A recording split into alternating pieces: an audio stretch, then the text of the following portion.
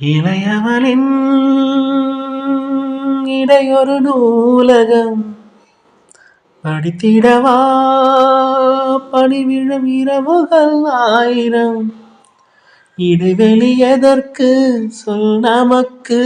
உன் நாணம் ஒரு முறை விடுமுறை எடுத்தால் என்ன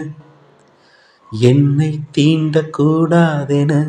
வானோடு சொல்லாது வங்கக்கடல் என்னை ஏந்த கூடாதென கையோடு சொல்லாது புல்லாங்குழல் நீ தொட்டால் நிலவினில் கரைகளும் நீங்குமே விழிகளில்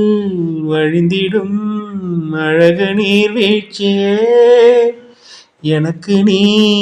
உனை தர எதற்கு ஆராய்ச்சியே வினை